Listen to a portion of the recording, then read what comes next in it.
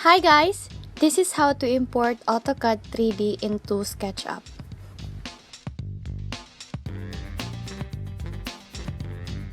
On the left corner of your AutoCAD, change wireframe into conceptual. As you can see, we already made a 3D model.